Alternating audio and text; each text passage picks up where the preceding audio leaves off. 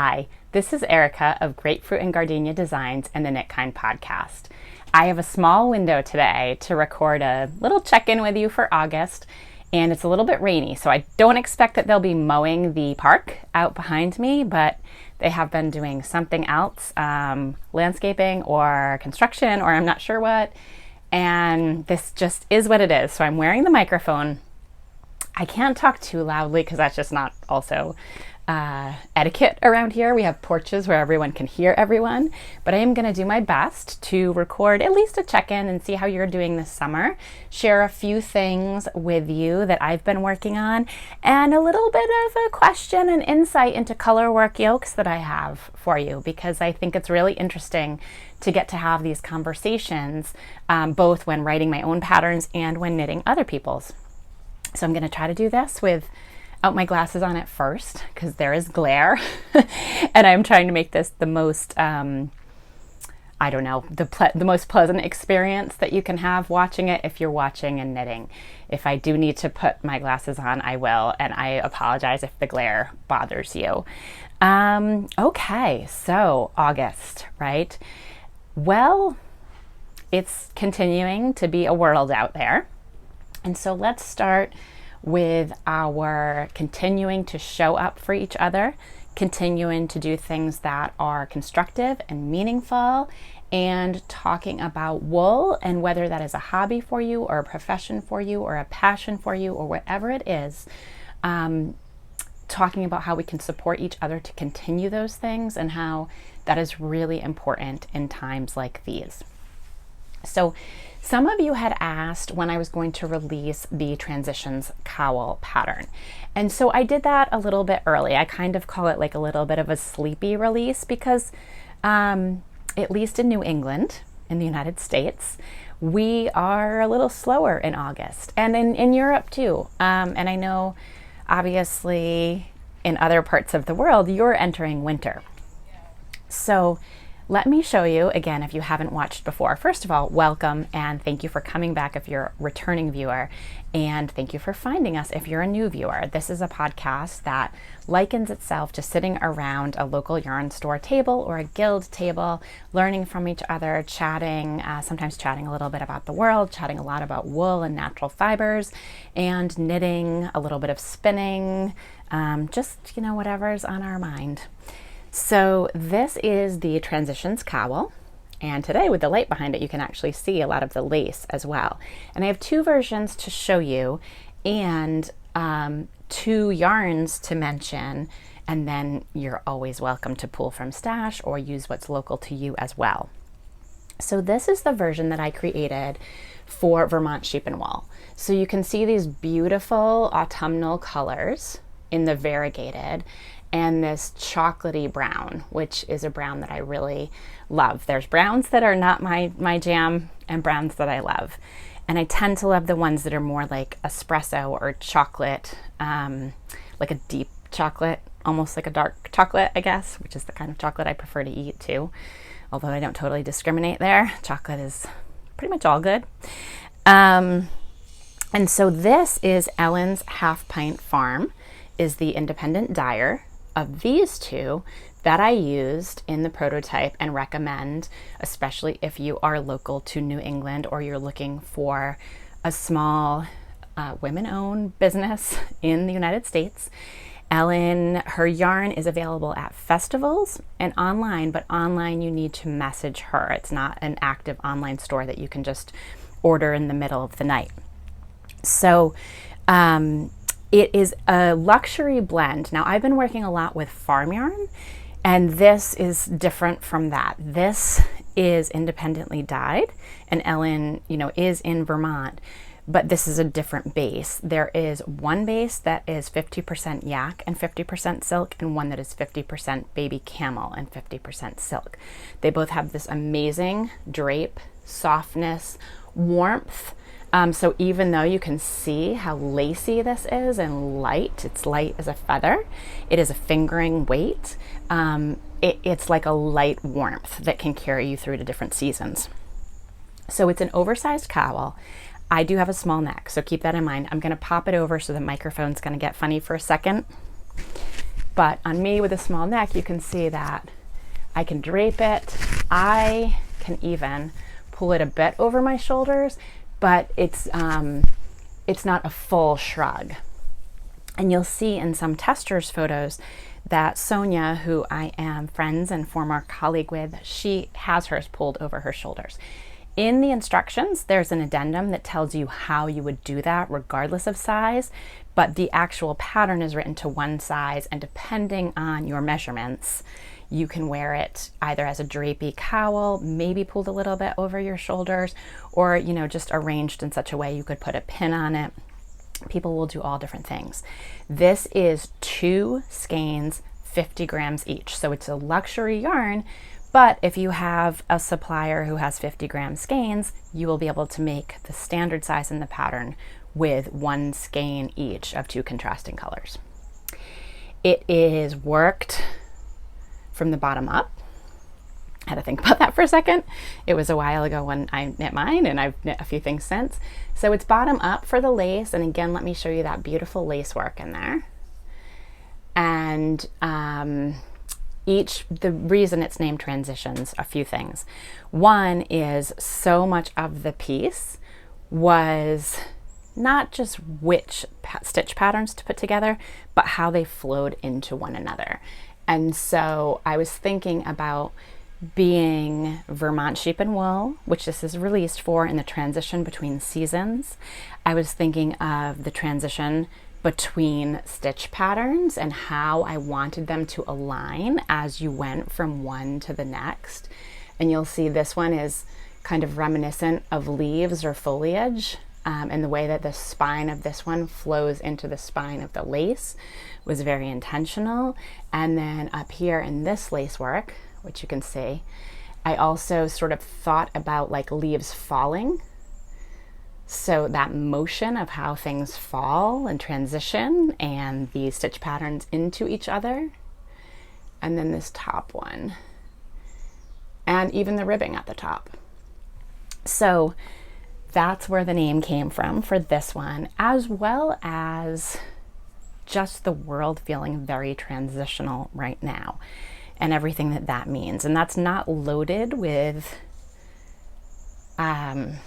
intentional meaning, I guess, but it's this feeling I'm having personally and in our world of transition and what that means. And that can mean a lot of different things. So it's a beautiful drapey oversized cowl.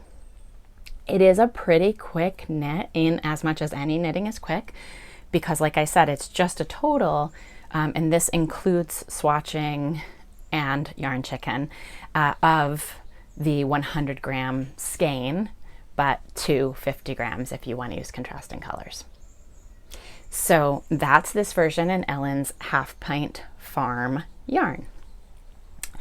I also list as a suggested yarn Penny Lane yarns out of Europe. So for a lot of reasons, some of them have been around for much longer and some of them are much more recent. If you know what I mean, we are seeking local sources for things. And so if you're in Europe and you're looking for a European yarn, this yarn is dyed in Switzerland. Again, it's Penny Lane yarns, and it's called Wonder Lane is the base. And it is similarly those 2 luxury fibers blended together with really just a beautiful array of colors. And I have had a conversation with Deborah of Penny Lane Yarns, and she was lovely and enthusiastic to work with and be listed as the second suggested yarn. So her yarn is also available online and is, can be ordered at 2 a.m. if you're having the itch for that. Whole thing was wanting to have the fiber that creates that look for you, and then having a couple of local sources, women-owned businesses, people who are responsive and embracing the idea of women lifting up other women and collaboration. That is all really, really important to me. So I'm not, at this moment in time, I'm not going to go list a second yarn just to list a second yarn, but if I can help promote someone else and they can help, lift me up, then why not do that together? I do want to show you what it's like when you work it in a wool and a wool blend, because you absolutely can. Many of us have those fingering weight yarns in stash, and this version, which I was wearing on the last podcast, is worked in a wool and a wool nylon blend. So the variegated here is the Koigu, those little skeins that a lot of us might pick up. They're beautifully also hand dyed. And I think they have like the pencil boxes. I think they have things that a lot of people get and kind of stash away because they're beautiful. So if you're looking to do something with one of those, you can use that, but keep in mind this is going to not have quite the same drape or quite the same oversize. I'm sorry, somebody's having a whole phone conversation. So anyway, this is the wool, and then the blue is a local hand dyer who's no longer dyeing around where I used to live, also in Massachusetts, and that one I think is the wool nylon blend. So you're still gonna get, you know, it's fingering weight, and let me see if I can get the light behind it.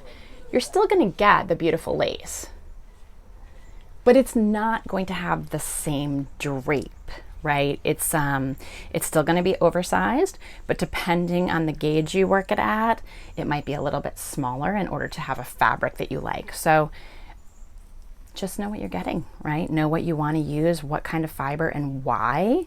Make more than one, but I wanted you to be able to see it. And of course I'm looking to put it on the right direction. It doesn't probably matter so much. Let me pop this one on for you as well.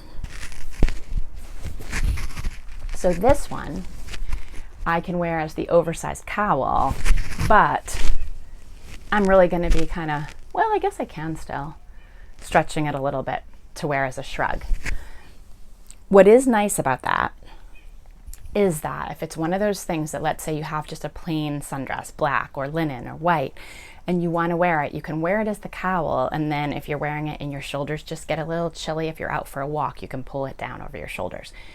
Again, that's going to depend on your own personal size, and it will give you directions for how to do it at any size, but in terms of just the one size of the pattern. And it's not the type of thing you're going to be pulling over your shoulders and doing cartwheels, but you could pull it over your shoulders if you're just out for a little nightly walk and just kind of take the chill off, as we sometimes get. So this is how this one looks. This gives you an idea both of a different color scheme as well as a different fiber. So I hope you like it. Again, that's Transitions Cowl. And if you're in Ravelry with the code August, just August, for the month of August, you can have 20% off for the pattern launch. And that's because I didn't want to do it for just a week, given that many of us are on vacations and maybe are or are not knitting this time of year. And that's it. It's in celebration of Vermont Sheep Wool. I hope you'll check it out and check out some of those dyers. Check out your stash if you're knitting from stash these days. It's a beautiful little gift or something to wear for yourself. Okay, let's dive into another subject, colorwork yokes. So a lot of what I haven't been showing you, and I'm still not going to show you today because sometimes I get really excited about something and I want to show it to you. But I have designed a new colorwork yoke sweater that I'm really excited about. It took me a while. I'll talk about it a little bit more in a minute. But let me also show you my autumn Alpine. So here's where I am. I'm getting closer to the bottom. There is a little bit of colorwork, but there's like a whole bottom treatment to this one, more than just a hem. So here's what I thought would be an interesting topic. Now, I love Caitlin Hunter's patterns, and one of the things that I have learned about her somewhere is that she doesn't catch a lot of her floats, and I'm going to tell you why that is an interesting topic to me today. So when I was knitting hers, I usually, like when I did Soldotna, have I done another one? I don't know. I usually just still catch my floats as I usually do, which tends to be, depending on how long the float would be, every third to fourth stitch. And depending on the gauge, of course. If it's a tighter gauge, longer, in terms of number of stitches, not in terms of length. So I just went and I did my thing. This is a sport weight pattern, I believe, that I'm knitting more like DK. And so I'm working at an alternate gauge also. So when I started, let's see if I can show you an area here. I was catching my floats like I regularly do. And then I noticed when I got a little bit further down that my floats were showing. And there were two reasons. Well, there were probably more than two reasons. There was probably had to do with color. It had to do with yarn thickness. And what I really want to talk about is it had to do where I was making increases. So I'm going to show you this first. Can you see it? Okay, you can see it here. See this extra little bit I had in here? That was a bit of a workaround that I was just playing with. This is when product and process knitting kind of come together for me. I wanted to cast this sweater on because I wanted a process knit. I was dying to do a colorwork yoke, and I was working on a couple other designs, and I didn't want to start designing my own. And so I had this one queued up since it came out, and I decided I wanted to do it. So I went, and when I started seeing my floats show through, and there's a couple areas I can still show you what I mean. I'm going to kind of pull it out. See that? Can sort of see it showing through. Now I thought, am I being too nitpicky?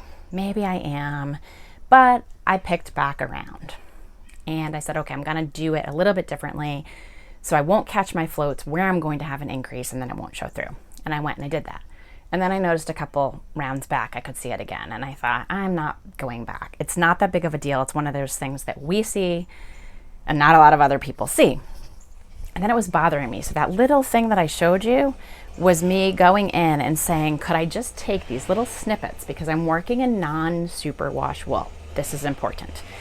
And working in non-superwash wool, and I'm sorry because now the landscapers are starting, but we're gonna keep going. So I started weaving in little tiny non-superwash pieces of wool to see if I could just kind of cover it without adding bulk, knowing that as I wore it, it would probably felt in. And so I decided to do that, and I didn't go all around the back because I'm not that picky about it. But right in the front where it was showing through, I did. And so now if I hold it up, I'm not really seeing that. So I was happy with that workaround. And then what I decided to do was to put on my Brave Big Girl pants and not catch my floats as much. And so as I went with this sweater, what you'll see is here's my little workaround. See these little guys, okay? See, as I went, I started to say, well, let me see if I can get away with some of these longer floats and not catching them. Can you see how long some of those are? That's not like me. I would normally catch my floats. But, you know, life is short. Life is short. Maybe try not catching your floats if you're not liking that they're showing up in a certain pattern. And so if I hold this back, this is the wrong side of my work. And what's kind of neat is when you don't catch as many floats, you can see the colorwork pattern on the inside as well as you can see it on the outside. So I certainly did, as I got back down here, I certainly did start catching some floats again where I felt like I wanted to, would benefit from, and it wasn't going to go through or show through because it wasn't. See, now let me explain this. You're on a row or a round. You catch a float. Underneath that float next time, you have an increase and say it's a make one. So you're going to lift up that working yarn between your two stitches, except if it's where you caught a float, they're locked like this. So when you go to lift one, you've kind of got both colors there instead of just the one color that you're trying to mask and have the float on the back. Does that make sense? I hope it does. If you're a colorwork knitter, I'm sure it will. And so when you don't catch your float, you can just lift your background color and make your make one. But when you do catch your float, is that a spot? Yeah, like right here, where they're twisted together, then you go to lift it and you can see both through. So this was interesting that I was working this one right when I was going to start, or I thought I was going to start, and I did, designing my next colorwork yoke because I ran into the same thing. And I have been playing around and I haven't fully decided yet. So I think it's an interesting question to crowdsource. I was playing around with, instead of doing make one increases, I was doing lifted increases. So rather than grabbing the running yarn between two stitches, where you might have it crossed if you caught a float, I was grabbing the stitch from the row below in order to do a lifted increase and see if that would hide if you had caught your float a little bit better. In my prototype, it did. But in full disclosure, my prototype is in a very dark, beautiful, natural color. So that dark, beautiful, natural color was also going to play into hiding it more. And so I think what I am likely to do is to do some swatches before I decide in the pattern if I will write the lifted increase or if I will write the make one increase. So I'm curious if you have an opinion, and if I'm way too in the weeds, you can tune me out. But if you do a lot of colorwork patterns and you've encountered this, or you've come up with your own way of working around or solving or anticipating when it might be coming and choosing when to catch your floats based on when those increases are coming, please write a comment below. I think that's something that our community would really benefit from hearing advice from each other. And it's not something that I've heard discussed a ton. So let me know what you do. I am not going to show you, I'm not even going to show you inside out. I was going to show you the sweater inside out, but the reason I'm not is because, much like the autumn Alpine I just showed you, when I show you inside out, you can almost see the whole pattern. And I'm going to be good this time, and I'm going to keep it until it's a little bit closer to being ready. I'm going to show you, this is the background color. Do you see just how dark it is? It is a natural color. It is the Ginny Prince North Country Cheviot that Junction Fiber Mill had 2 years ago, I believe, and it's a natural dark color. So when the time comes to release the pattern, it will be interchangeable with any of their DK weight, which is really like heavy DK, light worsted yarns that are the Farm Fresh line, the Making Tracks Roots line, and I used Making Tracks in the yoke. So anyway, it's going to be a lot of fun. I'll tell you a little bit about the inspiration behind it, and when the time comes, I am going to show you probably so many pictures your eyes will be crossed, but it's been something I've been working on in my head for a couple of years. And I live in the summer sometimes on and off. I live/visit. My parents have a gingerbread cottage on Martha's Vineyard. So that's where the inspiration's from. A couple of years ago, I took a ton of really detailed photos, and I had the essence of place in my mind and in my creativity and in my thinking. And then I had pictures to reference so that sometimes you know an essence in your mind and then you're thinking, well, it's like that one or that one. So I took a lot of detailed pictures of gingerbread. And so the yoke is inspired by the gingerbread cottages. Excuse me. So I had the yoke finished and I took some photos, and I didn't think there was a chance of finishing the sweater while I was here, but we had a nice little cool snap where it was not unbearable to knit with a lot of wool on your lap, even when you didn't have air conditioning. So I got a lot more done than I thought I was going to, and I'm actually on the bottom ribbing now, and I haven't done the sleeves yet, and it will be, obviously you can always make it short sleeve, and it will be really cute short sleeve, but I am making this one long sleeve, and it is top down.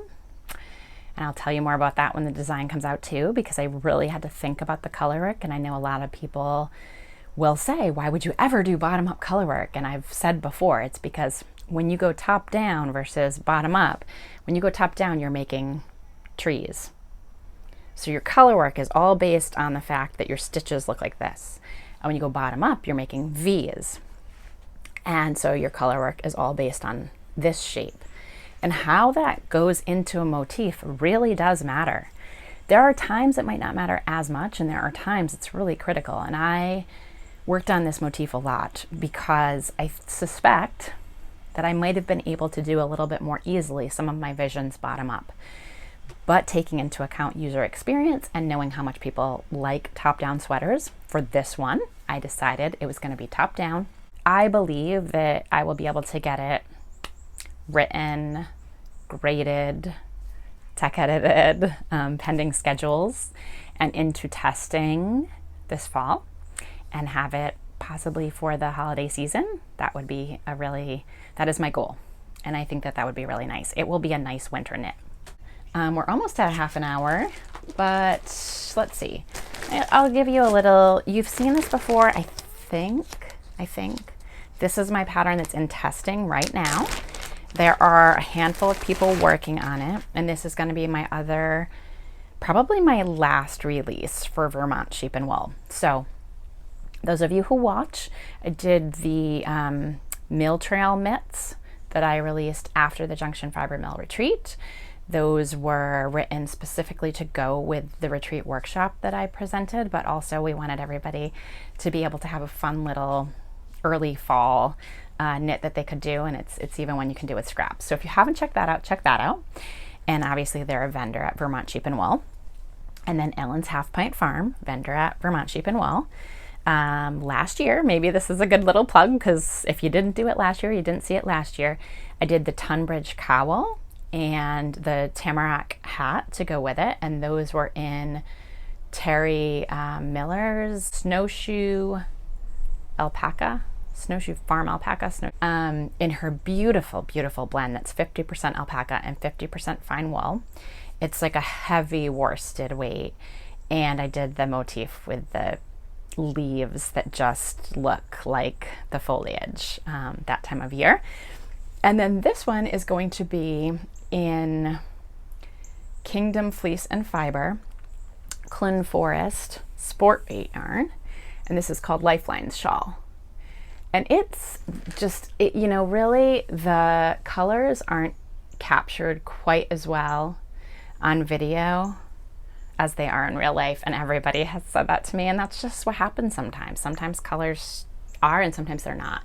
I'm gonna put my hand behind here and see if you can get it a little bit better. You can get some of the tonality there. It's like this beautiful corally orangey red, like a little bit like flame, a little bit like coral, just really beautiful. And this gray, like Cape Cod blue gray, and then of course the natural cream. It is an asymmetrical shawl. I will talk more about it when it comes out. We have talked about knitting, we have talked about Colorwork, the Transitions Cowl release, the Lifelines Shawl that's in testing, and my work on a new sweater. And as I often do, if this is the moment that you enjoy being here for the fiber and you don't want to be here for a couple of life reflections, then thank you for joining us, and go ahead, turn it off, and don't forget to knit kindly and live kindly.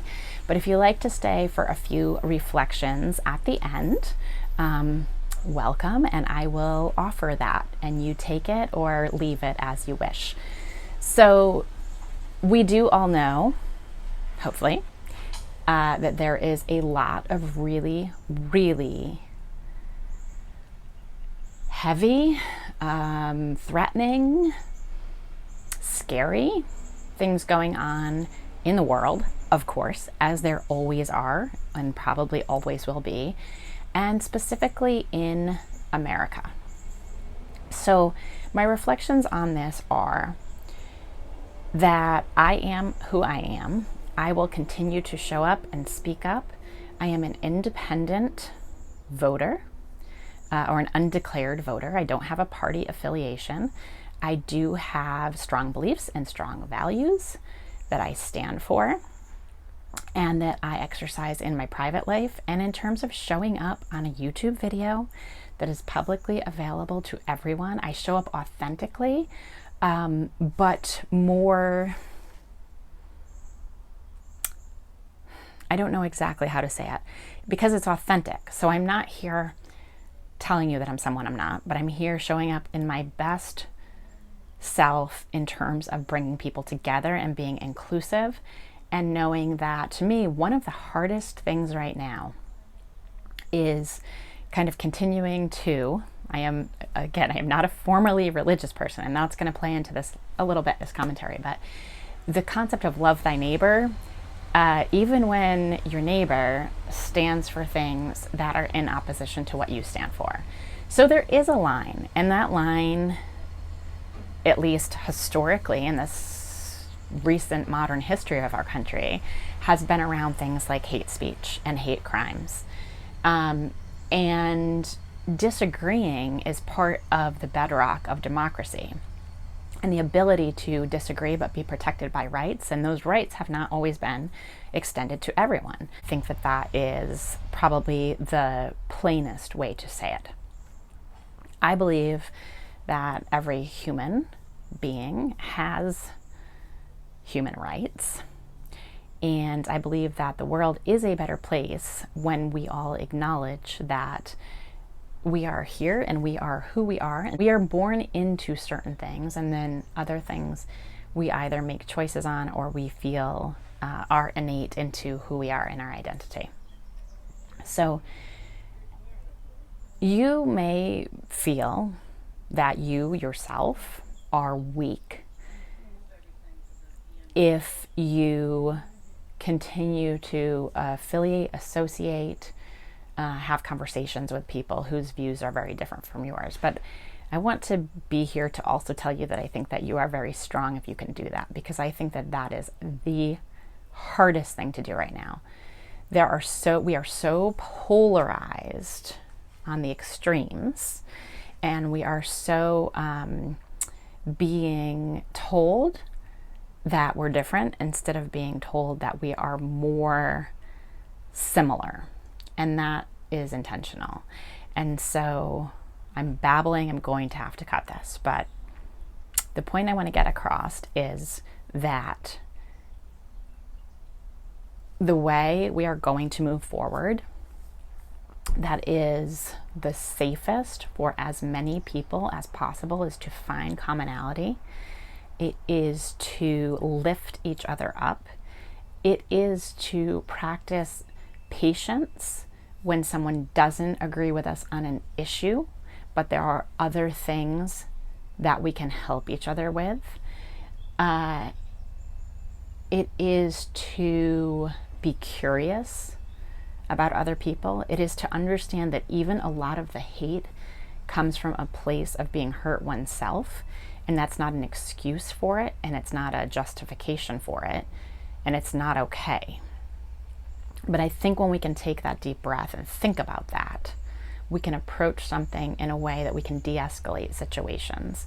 So there's a lot of not de-escalating happening. And if we as individuals in spaces like fiber spaces, like communities, whether you go to a church or a community center or a senior center or your child's school, or the grocery store, or walking down the street, look people in the eye and say hello.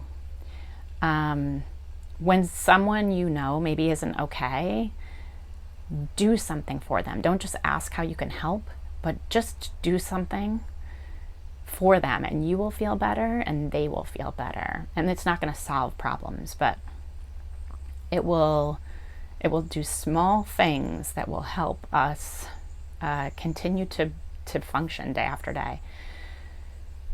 So I think I'll leave it at that today. I do have a lot more to say about it, but I'm not doing a good job of summarizing it. And I'm way past the time I needed to be taking to do this. So anyway, I'll edit it down. I hope that it is helpful to you. I hope that you are continuing to breathe and make. And on that note, with all the background noise, I'm going to say knit kindly, live kindly, and I will see you again soon.